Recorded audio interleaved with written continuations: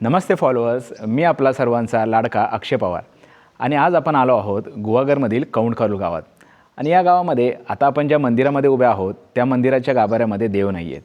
हो, तुम्ही बरोबर ऐकलत, या गाभाऱ्यामध्ये देव नाही आहेत.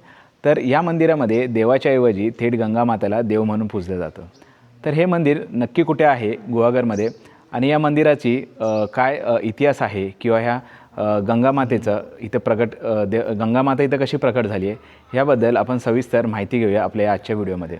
ते व्हिडिओ शेवटपर्यंत बघा आणि ही व्हिडिओ तुम्हाला नक्कीच आवडेल आणि आवडलीच की तुम्ही नक्कीच लाईक करा. धन्यवाद.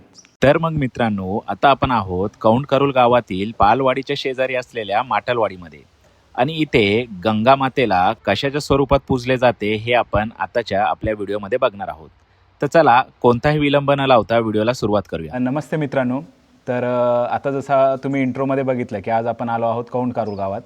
तर ह्या गावामध्ये थेट गंगामातेला पूजलं जातं. म्हणजेच काय, तर इथे थेट गंगामाता प्रकट झालेली आहे आणि ते कशा प्रकारे झालेत ते आता आपले साखरकर काका आहेत पालवाडीतले, ते आपल्याला पूर्ण माहिती देणार. ते इथले स्थानिक आहेत आणि त्यांना इथली बऱ्यापैकी माहिती आहे, त्यामुळे आपण आता त्यांच्याकडून ऐकूया.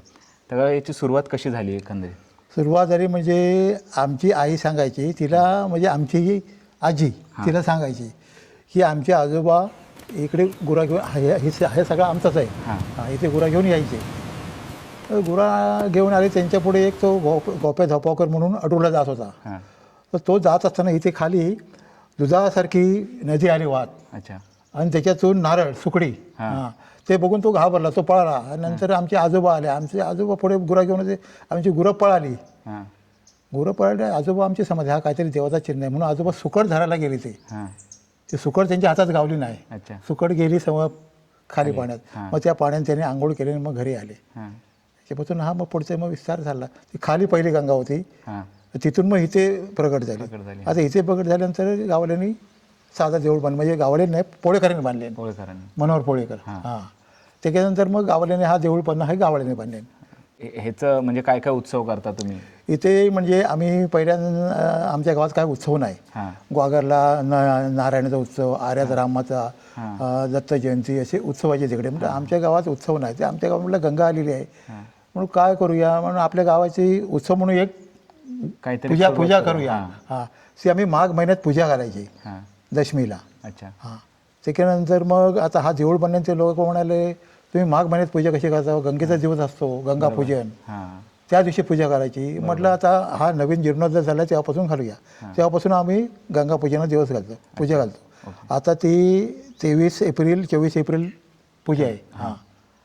एप्रिल मेला ती म्हणजे आता एक फिक्स तारीख आहे. फिक्स तारीख, आता फिक्स कायम. आणि मंदिर साधारण ह्याच्या आधी पण मंदिर होता की पहिला? सुरुवातीला मंदिर नव्हतं, हेच कुंड होता. हे आता ते स्टाईल वगैरे बनलेलं साधाच कुंड होता आणि सगळं ओपन होतं इथे. त्यानंतर पोळेकरांनी, मनोहर पोळेकर त्या बंधूंनी साधा देऊळ बांधले इथे. आणि तिथे मग आम्ही पूजा चालू केलेली. ती पूजा चालू केल्यानंतर आतापर्यंत त्यांची नंतर मग हे आमच्या लोकांनी संपूर्ण मंडळाने हे देऊळ बांधले. अच्छा. तिथपासून आता त्या मंडळाचा सगळा पूजा वगैरे. आणि म्हणजे हे ओव्हरफ्लो वगैरे होतं की एवढंच पाण्याचे? नाही, ते काय झालं, कार्तिकी एकादशीला आणि आषाढी एकादशीला पाणी दुधासारखं होतं. अच्छा. एकदम दुधासारखं होतं. कलर चेंज होऊन. दुधासारखं. पाणी एवढंच जाते, मे महिन्यात पण पाणी एवढाच, पावसात पण पाणी एवढाच. असं आहे. म्हणजे पाण्याचे स्तर हे तेवढंच तेवढंच असते. अच्छा. आणि अजून काही गावामध्ये अशा कुठे दुसरी ठिकाणी आहेत का फक्त इथंच आहेत? नाही, गावामध्ये नाही. हे पहिली, ते 2 नंबर आणि हे 3 नंबर. अच्छा. आणि हे आता आता ही गंगा आली ना 3 नंबरची, ते देवळाचं काम चालू असतानाच आली. अच्छा. तर मग सगळे लोक आले, मग मी पण आलो, बघितलं तर अरे म्हटलं, मग मी इथे आंघोळ केली त्याच पाण्यानं, असं तांब्या घेतला पाणी आंघोळ केली. तो हा रतन पाटील, अरे म्हणते तू लकी आहेस. म्हटलं का? अरे म्हणते आम्ही एवढे मगातपासून आलो, आमच्या नाही लक्षात आला. अरे असा काय नाही, लक नाही म्हटलं तर देवाचं पाणी यायचं. आंघोळ केली, नंतर मग ते पूजन, नंतर मग गंगा पूजन केलेलं आम्ही आणि ही 3 कुंड बांधलेली. मी गुरा घेऊन इकडे जातो ना, तर मी माझी गुरा इथे चरत होते. जुना देऊळ होता जेव्हा पोळेकरांनी बांधलेला, तर मी ते झाडू मारित होतो. झाडू मारताना गावातले लोक, मच्छीमार लोकांच्या समाजाची येतात, ती बाई एक आली होती इथे, पूजा करत होती.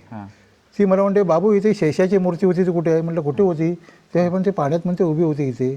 पाण्यात उभी होती. मग म्हटलं तुम्ही घाबरायला लावणार तर नाही मी म्हणते हळद कुंकू टाकलं तिच्यावरती. म्हटलं शेषाची मूर्ती नाही म्हणलं तुम्हाला साक्षात दिलं म्हटलं ते. बरोबर. हां तो एक प्रकार झाला. नंतर आमच्या गावातले मोहन पडवत त्यांची मुली इथे नमस्कार करायला आले होते. तर पाण्यात नागा पिवळा जमक असा खाली साप होता. हां पिवळा जमक आडवा होता तो. पण तिला दिसला ती अशी उभी होती. बरोबर. हां तिने नमस्कार केला. म्हणजे साक्षात्कार हां होतो. साक्षात्कार आहे. आणि लोक नवस वगैरे करतात इथे कसं? होय मग त्यांना काय अनुभव आहेत? आहे अनुभव आहे बरंचसा अनुभव आहे. आणि म्हणजे कुठल्या कुठल्या गावातून लोक येतात की म्हणजे बाहेरच्या पण येत असतील? बाहेरचे पण येतात. आता उद्घाटनच्या वेळेला संपूर्ण रत्नागिरी जिल्ह्याची लोक आली होती. अच्छा अच्छा. आणि आपला उत्सव जो गंगा तो एक होतो आणि त्रिपुरी पौर्णिमाचा एक होतो. दिवे हां दिवेला होता तो एक अच्छा. होतो. हां ठीक आहे. धन्यवाद काका वेळ दिल्याबद्दल एवढी माहिती दिली. तर आपण ह्या ठिकाणी सविस्तर माहिती घेतलेली आहे साखरकर काकांकडून. आणि बऱ्यापैकी त्यांनी माहिती दिली की ह्याचं उगम कुठून झालं आणि त्यानंतर ह्याची बांधणी कशी झाली आणि लोकांना काय काय साक्षात्कार आले. तर तुम्ही कधी कौंडकारूर गावाला भेट दिली तर नक्कीच या ठिकाणाला पण भेट द्या आणि गंगा मातेचं आधी दर्शन घ्या. कारण का कोकणामध्ये हेच वैशिष्ट्य आहे की कोकणामध्ये आम्ही नेहमी निसर्गाला पूजत असतो. मग आता तुम्ही बघताय की कोणाला हे ग्राउंड वॉटर वाटेल किंवा कोणाला काही रिझर्वायर वाटेल, झरे वाटेल, काही वाटेल, प्रत्येकाचा श्रद्धेचा भाग आहे. परंतु त्याच्यासोबत असा विषय की आपण एकंदरीत काय करतो आहे तर निसर्गाला पूजतो आहे. आणि म्हणूनच आम्ही जेव्हा कोकणात असे काही विनाशकारी गोष्टी येत असतात, काही प्रकल्प येत असतात तर आम्ही त्याला विरोध ह्याच्यासाठी करतो. कारण का निसर्गच हा आमचा मायबाप आहे, निसर्गच हा आमचा दैवत आहे आणि त्याला जर कुठं इजा झाली तर ते आमच्या दैवताला इजा झाल्यासारखी असेल. तर आज आता तुम्ही बघितलं की इथे आपण गंगा मातेचं दर्शन घेतलं आहे आणि अशाच आपण वेगवेगळ्या ठिकाणी अजून भेट देणार आहोत. मग काही देवराई असतील आणि तुम्हाला कोकणामध्ये 90% हे जे मंदिर आहेत हे रानातच दिसणार. कुठे तुम्हाला असे पॉश प्लॉटवर नाही दिसणार. त्याचं कारण हेच आहे. तर आत्तापर्यंतची तुम्हाला जर ही व्हिडिओ छान वाटली असेल तर नक्कीच आमच्या व्हिडिओला लाईक करा, शेअर करा आणि सबस्क्राईब करा. आणि पुन्हा एकदा साखरकर काकांचे आम्ही आभार मानतो की त्यांनी एवढा वेळ काढून आम्हाला वेळ दिला आणि आम्हाला ही पूर्ण माहिती दिली. धन्यवाद काका. हां.